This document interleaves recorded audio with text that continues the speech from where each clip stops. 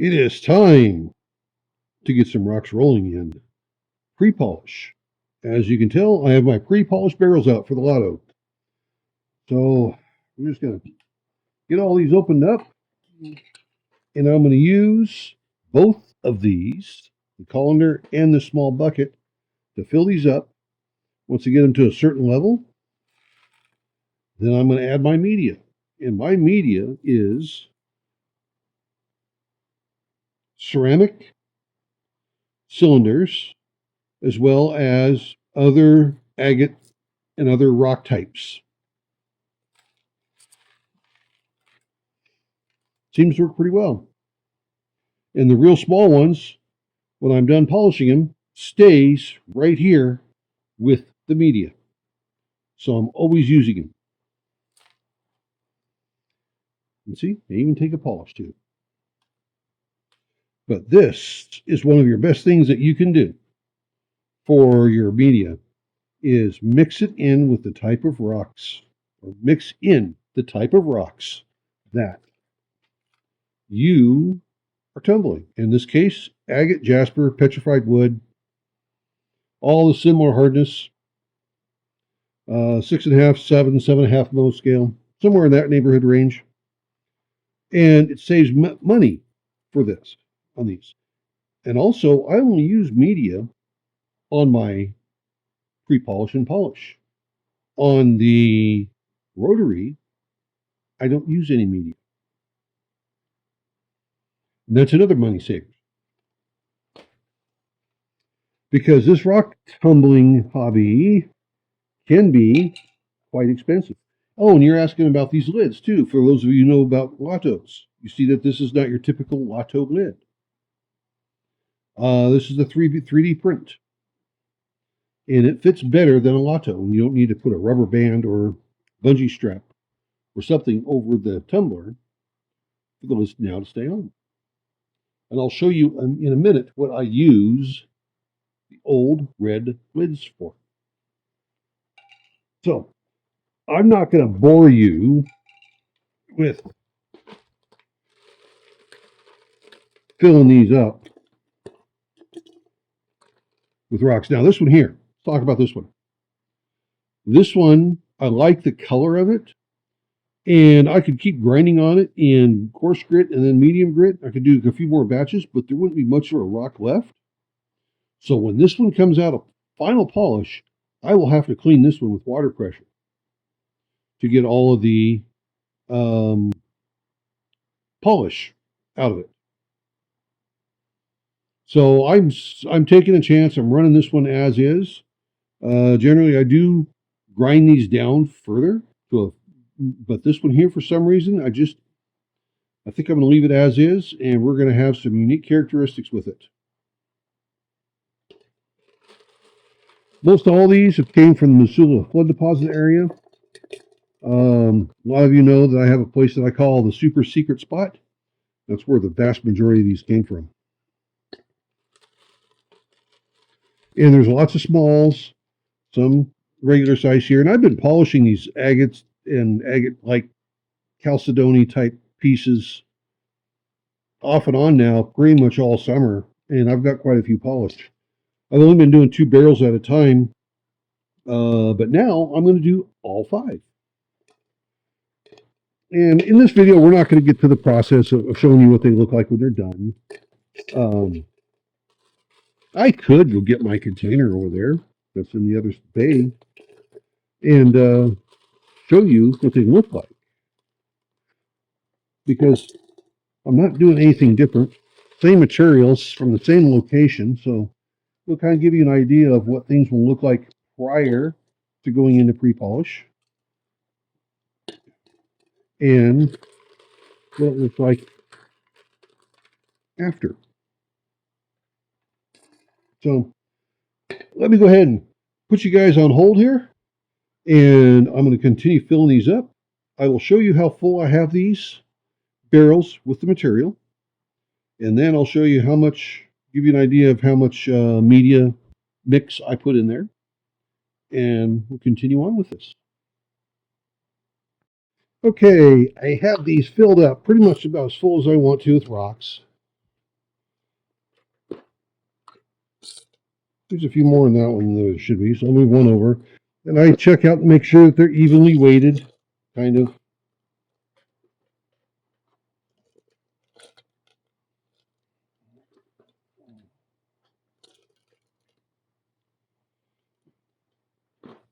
And now what I'll do is I'm just going to go through here and kind of top it off.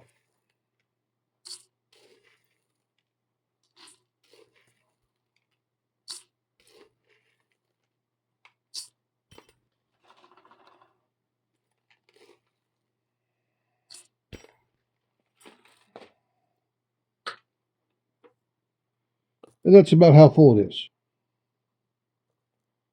Kind of gives you an idea. And if I wanted to, I can put a little bit more in there, but I don't have any need to. So let me get the rest of these here done.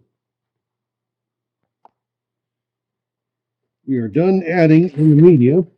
Let me show you what these are going to turn out to be like.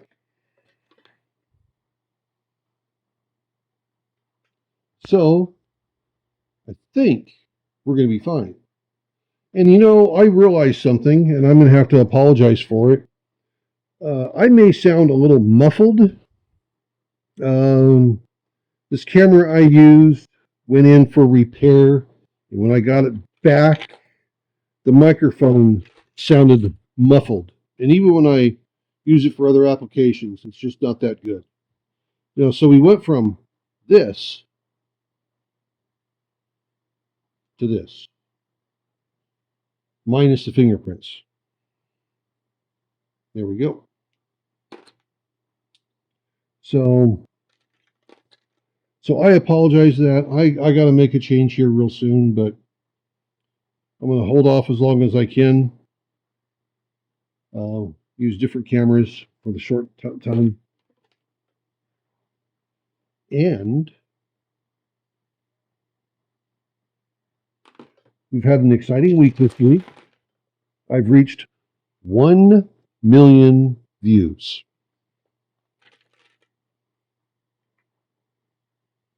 So that's what we expect stuff in here to turn out to be like. Now, be right back. What we have to do now is fill these with water.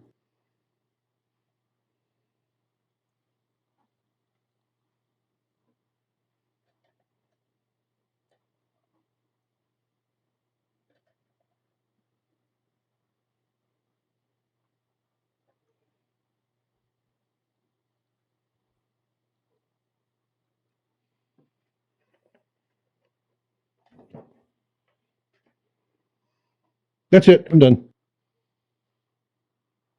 No, not really. What we have to do is, the idea with this tumbler is that the rocks just need to be damp. So now I've got to drain those out. And this is what I use the original lids for. And generally I do 2 at a time. I just take them right out there on the gravel and do it, but it's not the most easiest to do right now to get up and move and do everything. So I'm just going to dump it in this empty bucket. Oh.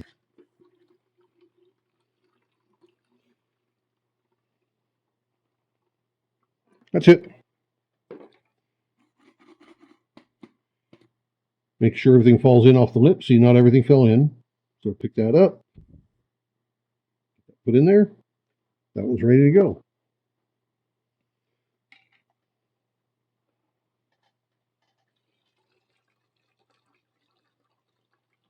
And see, this is my garage floor. I'm not too worried about making a mess on it. It's seen worse.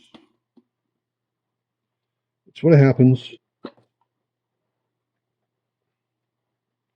Now I could easily just put my hands over this and do that, but I've noticed when I was doing that, as the ceramic media was wearing down, the small pieces would slide up between my fingers.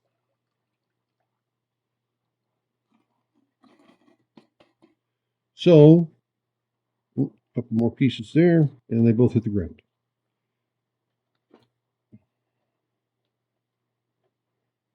So this is kind of what I've done. Just improvise. Every piece of equipment I own, I've done something with to make it work for me.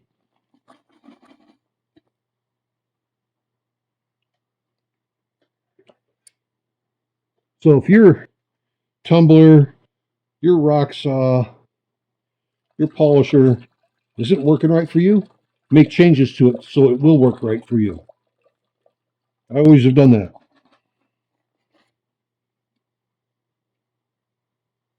Okay, that's good enough.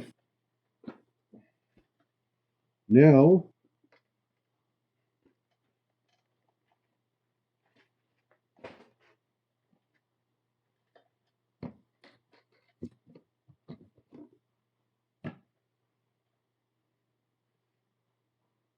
tablespoon of the white stuff. And I don't say what it is because in several countries, not the United States, but in several countries, this is a banned substance, despite it being natural. The United Kingdom is one of them.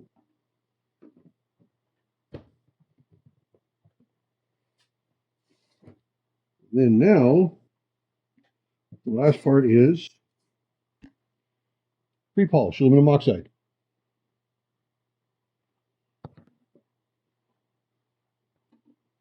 And as you can tell, I use the heck out of these creamer containers. I don't use the creamer. The Mrs. Jaws Jr. does. And over the past 10 years, I've accumulated a lot of these containers.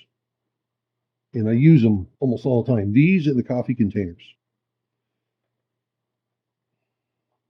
They're great for storing small batches of rocks in, for storing grit and polish in.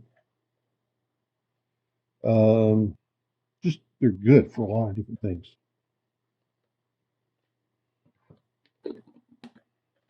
Okay. I'm going to put the lids on these, put them on the machine. I will check them on occasion just to make sure that I don't need to add water. And if I need to add water, if they're looking a little too dry, I just take the squirt bottle, go a couple of times, and then every few hours I'll look at it. Generally, after 24 hours, the moisture level is where I want it, and then I can let it go for the remaining 48 hours. And yes, so I put these in for a total of 3 days. And then after that, it's the exact same procedure what I just showed you here. Nothing special, nothing unique for the final polish. But only do that for 2 days. So now you see my polishing techniques. I've had all kinds of people wonder about how I could get rock so shiny. Well, there it is, right there.